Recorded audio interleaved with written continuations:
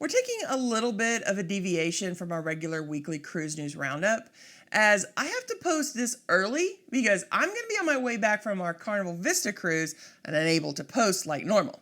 Nothing like an 11-hour drive to finish off your vacation. So this week, we're going to look into various reviews on which lines are rated the best and worst by cruisers. Ahoy travelers, it's Amy with Cruising from the Ozarks here to help you make your travel experience a success with a unique look at cruise news. First off, I'd like to say that I usually take reviews of cruise lines with a healthy dose of skepticism, especially polls on which lines are the best and worst. There are a lot of flaws in the gathering of the data. It's hard to trust any kind of statistic based on self-reporting. I don't trust people.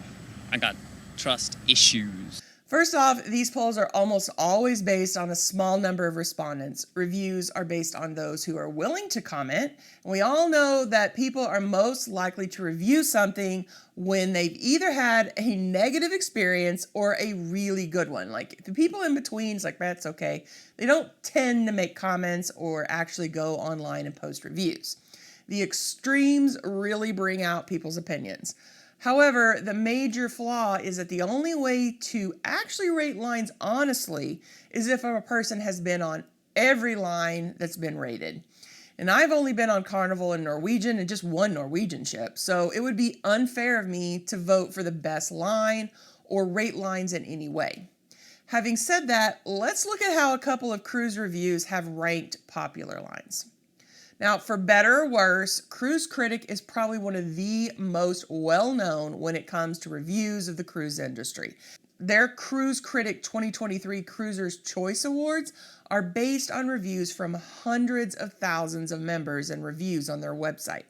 After a 2-year pause in their annual awards, Cruise Critic announced their winners for 2023 in March. Coming in at number 3 in their best cruises overall category for large cruises is Princess Cruises. Celebrity took the number 2 spot, with newcomer Virgin getting the number 1 slot. Now, one of the problems is it just says it's based on customer reviews, but it doesn't show how they actually come up with this. Like, how is that done? Is it just people, it's only based on this 5-star rating and they just combine all the 5-star ratings? It doesn't say how they actually come up with this number. So we still have to be a little skeptical of the results. If they're not going to show their work, it's hard to know exactly what these results are saying. I want to see the receipts. In their mid-size cruise category, Oceania Cruises took first place with Holland America in second and Ambassador coming in third, which I find a little surprising. Their small cruise line category winner was Viking Ocean, with Viking Expeditions in second, and then Windstar coming in third. Cruise Critic also has other awards like Best Cruise for first timers. Now these are overall. They take in large ships to small ships, doesn't matter. Viking got the win for the Best Cruise for first timers, which I think seems pretty odd since this is a very expensive luxury line. Most first-time cruisers don't take their first cruise on a luxury line. That's just not the reality. Many cruisers will never, ever get on a luxury line, let alone their first time cruising.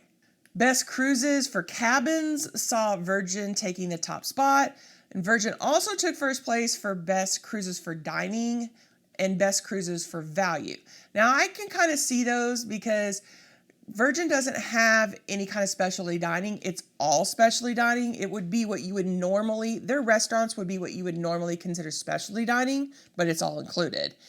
And then that's kind of where the Best Cruises for value comes in when it comes to Virgin, because it's a more all-inclusive line. Really the only thing that you pay extra for that is drinks, and you have to do that anyway.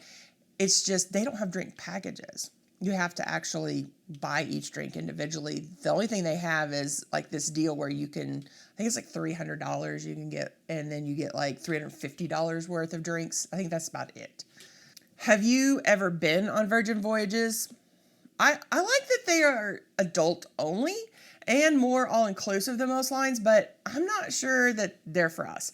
I've been surprised that despite their ads, their average cruiser on Virgin isn't in their 20s and 30s, but actually in their 40s and 50s. And maybe that has to do with the age group, with the expendable money is the older group, and Virgin Cruises is more expensive. But based on how they have advertised as a new cruise experience with this relaxed and modern experience, I really would have thought it would have appealed to a younger crowd. Now, while I wouldn't turn down a free or deeply discounted Virgin cruise, I think they may be a little too modern for us. Have you been on Virgin? Would you? I'd love to know if you think that their win as best overall is warranted. We're going to look at another set of rankings that has a very surprising line ranked last. But before we do, if you enjoy this video and maybe even learn something, consider subscribing with the notification bell on so you don't miss any future posts. Be sure to hit that like button as well. It only takes a second, and doing so helps cruisers like you find us. One of the most recent cruise ratings comes from the UK review company, Which. They say that their results are based on thousands of cruise line guests rating their experience of the facilities on board.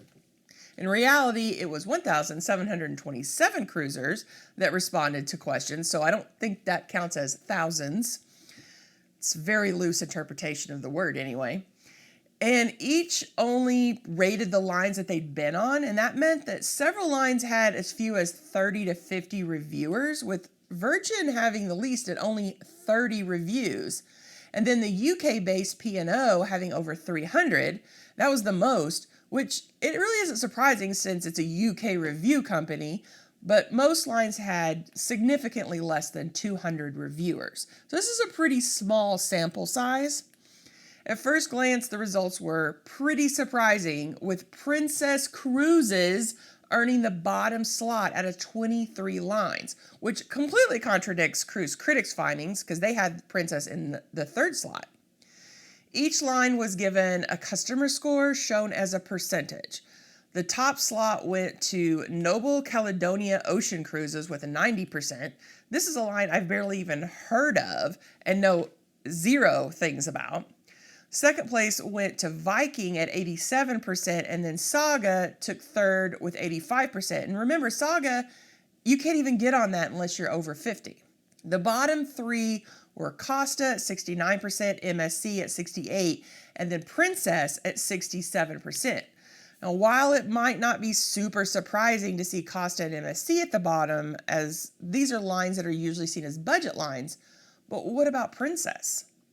First, let's look at the 11 rated categories. Each was given a rating out of 5 stars. So the categories were customer service, passenger space, onboard facilities, cabin quality, food and drink, port excursions, entertainment, description matching reality, social atmosphere, and itineraries. These are all great categories. So what ratings did Princess get to put them at the bottom? Let's look at them. Customer service, they got 3 out of 5 stars. Passenger space, 3 out of 5 stars. Onboard facilities, 4 out of 5 stars. Cabin quality, 3 out of 5 stars. Food and drink, 3 out of 5 stars. I find that very surprising. Port excursions, 3 out of 5 stars. Entertainment, 3 out of 5 stars.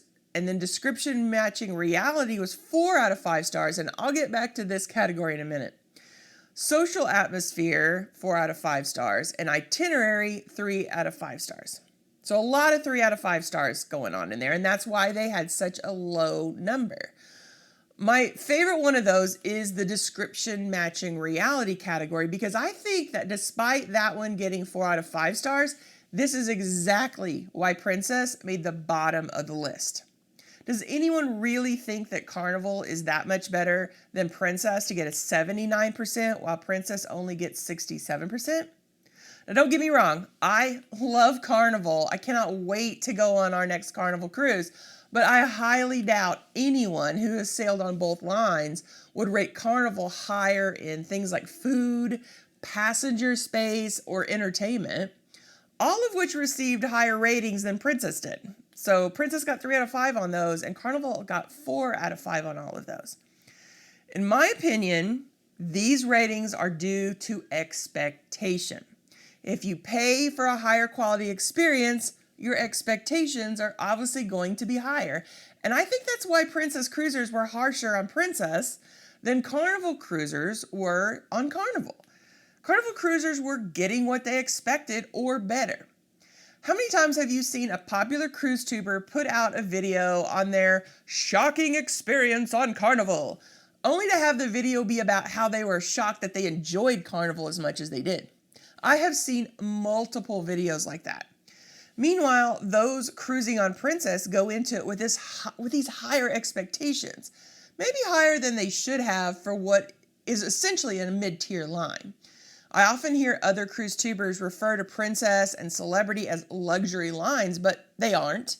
They don't cost that much more than budget-friendly lines like Carnival and Royal Caribbean, especially if you plan right and book when there's a deal. Celebrity Cruises was in a similar boat as Princess with their 76% score, putting them below both Carnival and Royal Caribbean. And I've heard nothing but great things about Celebrity and can't wait until we sail on the Apex in 2025. Do you think I'm onto something here? Could Princess's ratings just be a reflection of expectation rather than the line really being worse than MSC when it comes to all those categories? Then we look at Viking, which ranked number 2, but had such a small sample size that their rating was only based on 4 out of the 11 categories listed, since most categories didn't have enough responses to even be counted as part of their total. So I guess when you filled this out, you only answered the questions you felt comfortable answering. Is that really a fair comparison? I don't think it is. How can you give a line a top ranking when the sample size is so small that you can't even take into consideration the majority of the categories? I just don't get that. Therefore, I don't think that the which ratings are based on a very good or fair system, and I wouldn't book my next cruise based on their findings. Would you? How do you base your choice of which line to cruise on? How much do you take in reviews and the opinions of others? I take anonymous reviews with a grain of salt, but I do listen to the opinions of cruise tubers that I respect, especially if they have similar tastes and expectations as I do. Why not stick around and check out this video and then come back for more information designed to help you have an amazing cruise. Have a blessed week, everyone.